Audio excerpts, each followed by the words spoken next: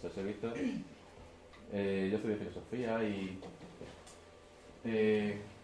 como filósofo uno de los problemas que iba encontrando, hablando con la gente sobre la filosofía, es cómo todo el mundo tiene una opinión sobre la filosofía.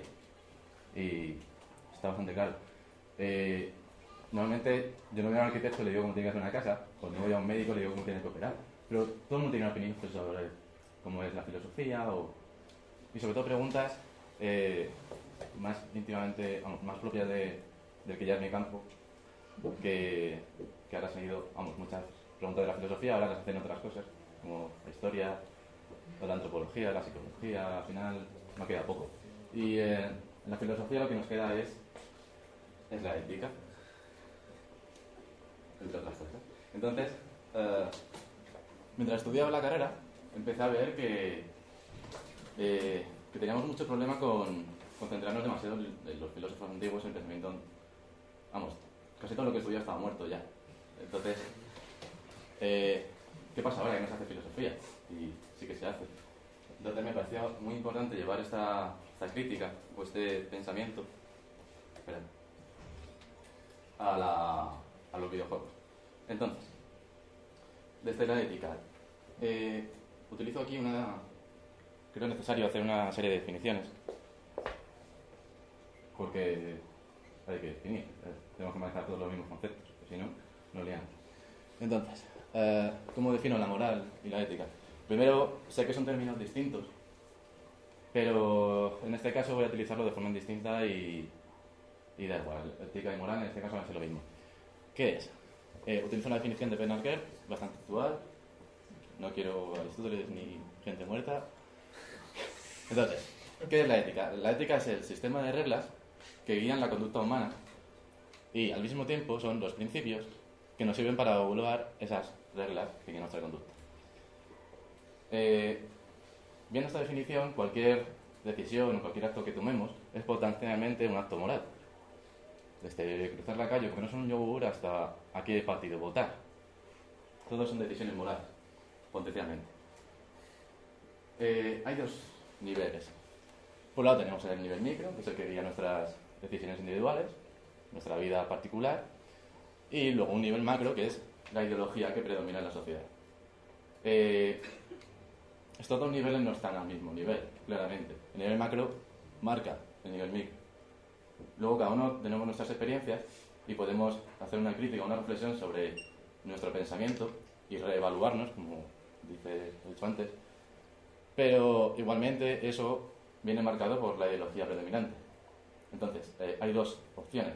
O estamos a favor o estamos en contra. Y no hay mucho más a partir de eso. Vale, ¿cómo se construye este sistema? Este sistema de creencias. Se construye... se construye en base a la experiencia. La experiencia, hablando grande, es básicamente la educación que tenemos, es la vida que hemos tenido con nuestros padres, en nuestra situación socioeconómica, es el haber crecido en España y no en Sudáfrica o en Rusia o donde sea, el haber vivido en el siglo XXI y no en el XIII, toda esta serie de circunstancias, toda esta... ¿Por qué es pavo? Ya se entiende. No es. Es que se calienta.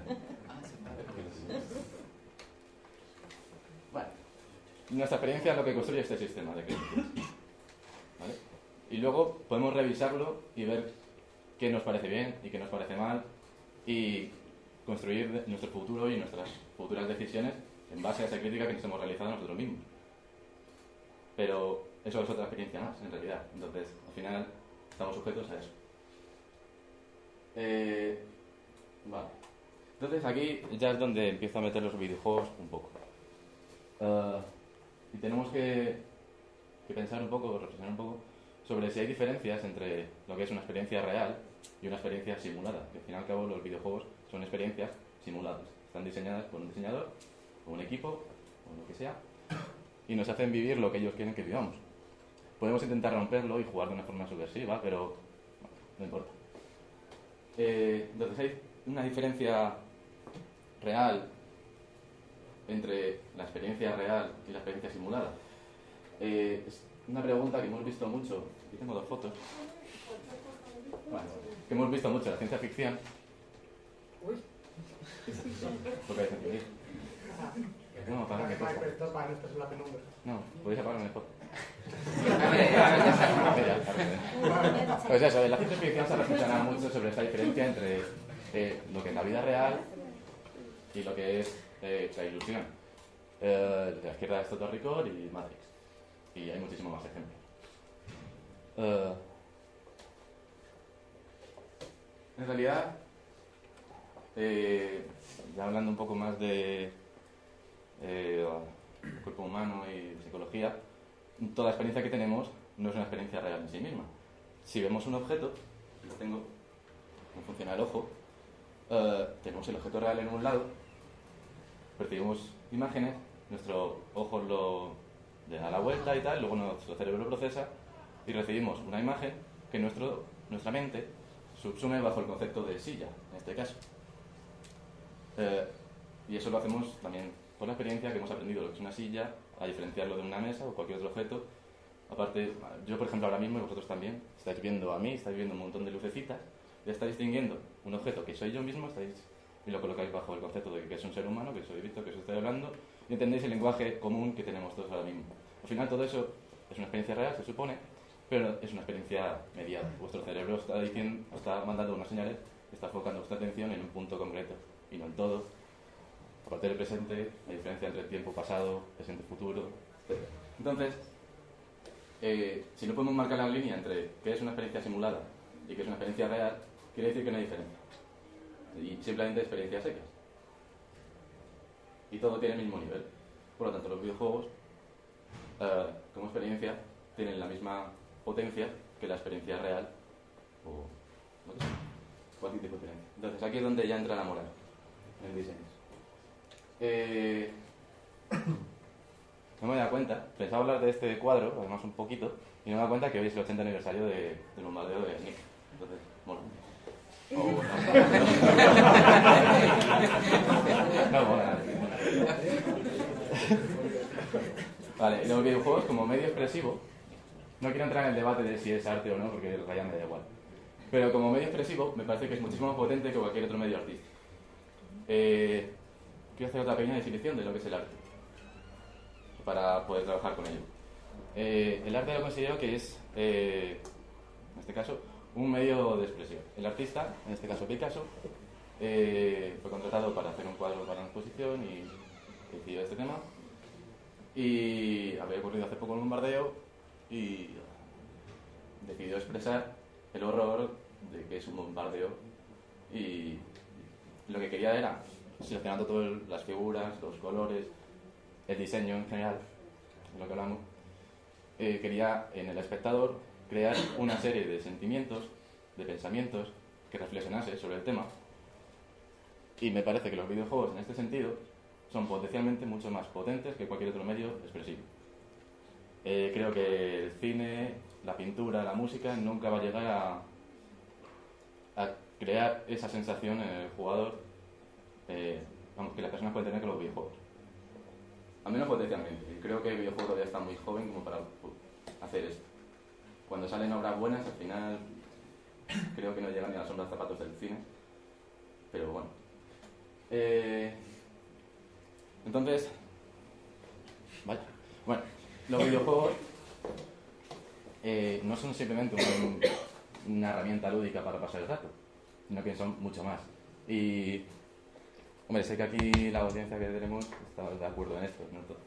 Pero muchas veces, cuando intento hablar de los videojuegos como algo más serio de lo que aparentemente son, me dicen que me lo tomo demasiado en serio, que son simplemente juegos para pasar el rato. Y quitan esa carga ideológica que tienen los videojuegos, ese diseño de la experiencia. Y yo creo que no es así. No deberíamos verlo de una forma tan simplona, mucho más potente. No sé.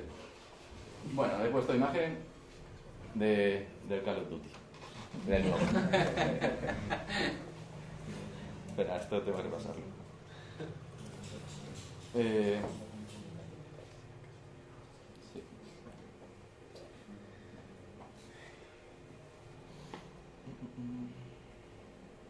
Vale.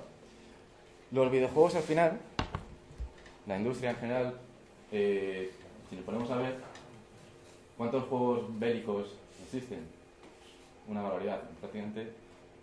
Mira, es uno de los juegos más vendidos, el Call of Duty, si no el GTA, o te pones a mirar la lista de los juegos más vendidos y la gran mayoría son bélicos. ¿Y qué imagen bélica, bueno, qué reflexión nos ofrecen? La misma, la hegemonía americana. Si pregunto en general quién ganó la Segunda Guerra Mundial, probablemente nos diréis que fue Estados Unidos. ¿Tú me estás asintiendo? Bueno, que es lo que te diremos, no lo que ganar. Y bueno, eso también, esta historia viene ya desde Hollywood. Tiene, nos ha ofrecido una imagen hegemónica de que Estados Unidos ganó la Segunda Guerra Mundial, cuando entró casi al final y fue realmente la URSS. Pero bueno.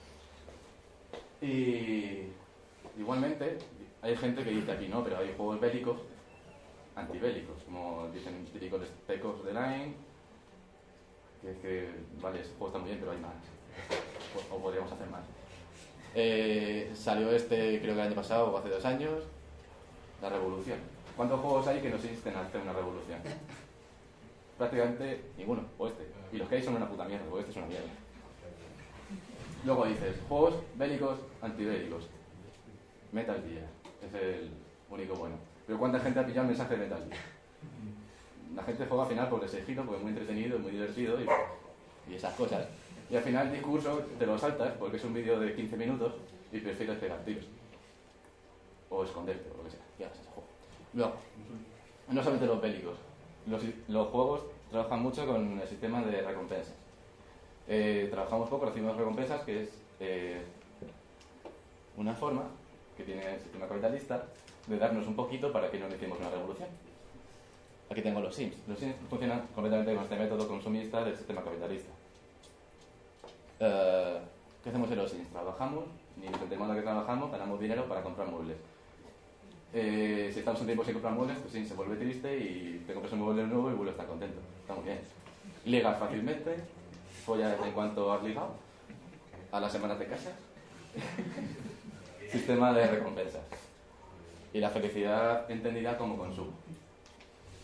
Este mismo concepto lo aplicamos ya a la otra mitad, que considero que no están por un lado en plan juegos bélicos que promueven la ideología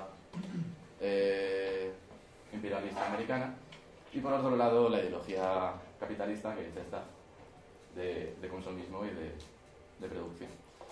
Por otro lado el Clash Royale, que también es el sistema de recompensas. No sé, es una ciudad que me baja por ahí. Producción, consumismo, la misma idea. Entonces, vaya. Bueno, lo cuento.